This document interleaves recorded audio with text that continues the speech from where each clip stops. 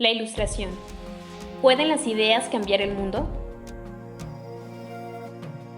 Esta época histórica y movimiento cultural e intelectual europeo nos permitirá contestar la pregunta inicial. Es preciso señalar que la Ilustración inició desde fines del siglo XVII hasta finales del siglo XVIII. La finalidad de la Ilustración era disipar las tinieblas de la humanidad mediante las luces de la razón. Se consideró que la razón humana podía combatir la ignorancia y la superstición. Por esa razón, el siglo XVIII fue llamado Siglo de las Luces. La Ilustración tuvo lugar gracias a la difusión de nuevas ideas y los nuevos conocimientos científicos. La Ilustración se centró en la razón humana y la capacidad de investigar. La base fueron las ideas y los nuevos descubrimientos. El nombre de la Ilustración proviene de la idea de que la ignorancia es la oscuridad y que la razón y el conocimiento son la luz. En este contexto, podemos comprender la palabra ilustrar como iluminar, apartar de la sombra de la ignorancia.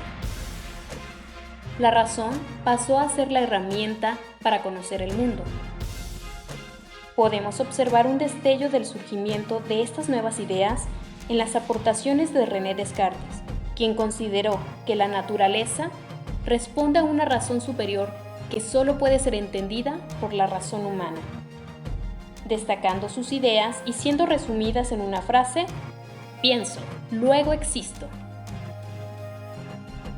Algunos de los pensadores de la Ilustración fueron conocidos como ilustrados.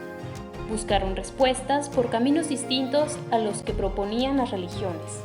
Más adelante veremos algunas de sus ideas. En general, los pensadores de la Ilustración consideraban que el mundo era una construcción mecánica y que la ciencia podía explicar su funcionamiento. Algunos de los ilustrados eran deístas. Creían en la existencia de un Dios que había creado el mundo y dejó de intervenir. Vamos a poner el ejemplo de un relojero. Cuando fabrica su reloj, le da cuerda, lo pone a funcionar y luego se marcha. Otros ilustrados creían que Dios no existía. Esto afectó la política de la época, ya que los monarcas absolutos justificaban su derecho a gobernar en la idea de que Dios les había encargado ese poder y que ellos eran sus representantes. Los intelectuales tenían ganas de aprender y de enseñar. Se hizo una recopilación de los conocimientos humanos hasta entonces logrados. Fueron en distintas áreas, como las ciencias, artes, letras, religión, política y moral. La enciclopedia fue un auténtico diccionario razonado universal, escrito por filósofos, economistas, hombres de ciencia, escritores de gran talento. Entre ellos destacó Diderot y D'Alembert. Algunos de sus colaboradores fueron Rousseau, Voltaire y Montesquieu. Entre las nuevas ideas que difundió la enciclopedia se encontraba la soberanía popular, libertad individual, libertad de pensamiento, libertad de industria y comercio. Combatió las ideas religiosas y el absolutismo monárquico. La enciclopedia fue el vehículo máximo de las ideas de la Ilustración, por su espíritu crítico y liberal. Considerando que la estructura social se establecía en virtud del origen familiar, más que por la capacidad, la riqueza o el talento personales, esta estructura daba lugar a que hubiera personas con más derechos que otras. El trabajo duro recaía en el tercer estado, y una de las características principales de la economía de la época es que era eminentemente agraria. Pero, ¿cómo es que surge la Ilustración?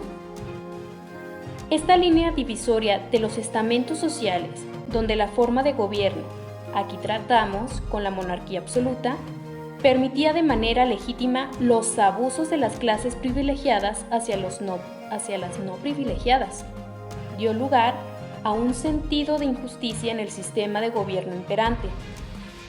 Se pretendía reemplazar el antiguo régimen y se abogó por la limitación de los privilegios y el uso de las ciencias para cuestionar las doctrinas religiosas.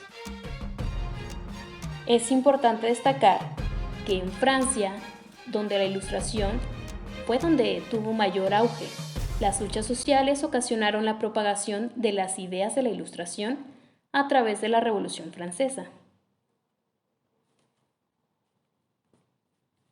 Algunas de las características de la Ilustración son las siguientes. El predominio de la razón, no solo en la búsqueda del saber y el incremento de los conocimientos, sino también en el estudio de su época y su cultura. De lo abstracto, es decir, de lo incomprensible en las ciencias. También tuvo una marcada inquietud por aprender y por enseñar, por ensanchar los conocimientos, por hacer progresar las ciencias, por lograr el desarrollo de la cultura.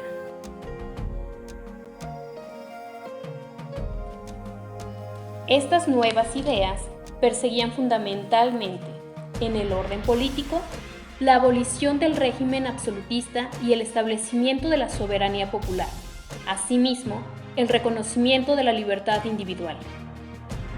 En el orden social, el establecimiento de la justicia para todas las clases de la sociedad, así como el reconocimiento de la igualdad entre todos los hombres. En el orden económico, la libertad de comercio e industria y asimismo el pago de impuestos por todos los ciudadanos sin distinciones ni privilegios. Sobre el liberalismo económico, uno de los representantes más destacables fue Adam Smith, quien consideraba que la fuente de la riqueza era el trabajo, no la tierra. Defendió sobre todo el libre comercio. Entre otras ideas, se consideró que el poder del rey debía ser limitado por un consejo o una constitución. Los súbditos deberían tener más derechos y ser tratados de forma igualitaria. Finalmente, pero sin perder su relevancia, podemos observar que estas nuevas ideas fueron introducidas por diversos intelectuales, como las aportaciones que dio John Locke, quien abogó por una monarquía limitada, Voltaire, quien creía que en la libertad de pensamiento, para el progreso y la eliminación de dogmas, Rousseau, que abogó por una democracia y la voluntad directa del pueblo, y Montesquieu, que consideró necesaria la existencia de una división de poderes en el gobierno.